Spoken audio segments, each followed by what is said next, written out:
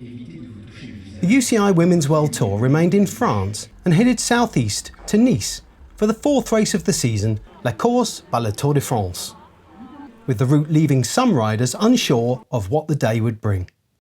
Yeah, I think a lot of people say it will be a sprinter's race, but it's going to be hard. I saw the climb yesterday, it's 14 kilometers. It is not so steep and there's time to come back, so it depends on how we race, but yeah, we do it twice, so I have a big feeling that it's going to be for the climbers. We're here also with our sprinter. She likes to sprint from a smaller group, so we will try to make it happen. Well, we have a really strong team here, and I think it's interesting because it was kind of billed as a sprinter's race, but it's definitely not really a sprinter's course in my opinion. And I think that if it's raced full gas and it's raced aggressively, which is how I feel it will be raced, and how we at Équipe Poulkat as a team like to race, then I think it's going to be a bit more interesting than that. I don't know. It's pretty unpredictable with this climb, and then with the coast, you never know. Like in the classics, you never know what can happen. It's about the team to make the race. Taking in two 48-kilometre laps, both of which began with the day's long climb, there was plenty of nervousness in the peloton as they formed up on the Promenade des Anglais before rolling along the beachfront and heading straight up the Côte de Remier. First time up the climb, the peloton rode a fast but steady tempo, which saw some drop out of the back. At the front though, the pace increased on the approach to the Queen of the Mountains line, where Luxembourg champion Christine Mesurus took the honours. The descent was ridden hard and fast, with first Sunweb's Anna Henderson leading, then Canyon SRAM's Kasia Niewiadoma taking the lead. And by the time they reached the bottom, a group of 6 women had emerged and worked hard on the flat roads heading back to the coast at Nice. This group though were never allowed much more than 30 seconds lead, and the bunch took them back just before they crossed the line at the end of the first lap. As the bell rang for the start of the final lap, a complete peloton sped past the huge paraphernalia of the Tour de France which lined the beach, and the riders took time to gather themselves before the second ascent of the Remier and the start of the real action.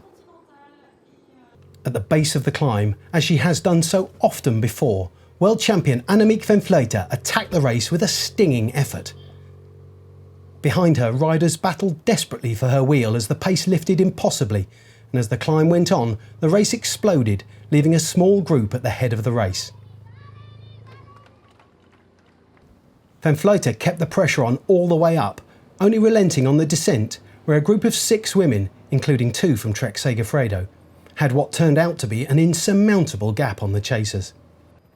Now on the flat, as the race once again headed for the coast, and 6 of the world's best riders worked hard together to ensure they would stay away, and one of them could take the day's honours.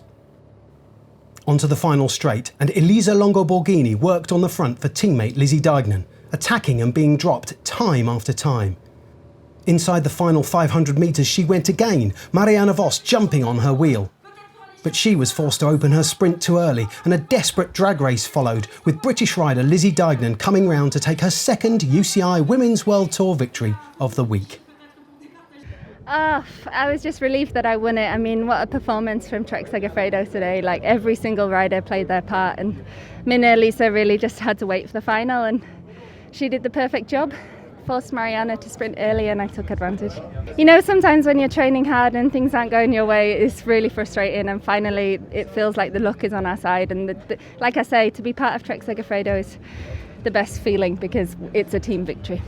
Yeah, when she went for the sprint, she launches the sprint, I took over with just a little too early, and you can't make a mistake when Lizzie is in your wheel, so she did a really good job to come around. And of course, it's a little bit disappointing, but yeah, I tried. All the time I was thinking, if I survive this, I can sprint for the win. And I keep telling myself that, but on the flat it was really, really hard. Yeah, I was a little bit empty, but I know in the last kilometer I always can do a little bit more. So I keep that in mind, and I did it. Behind Deignan, Vos hung on for second place, with Demi Vollering taking an excellent third. Longo Borghini came across in 6th. Deignan's win puts her at the top of the UCI Women's World Tour overall classification, with Van Vleuten moving into second place and Marianne Vos now in fourth.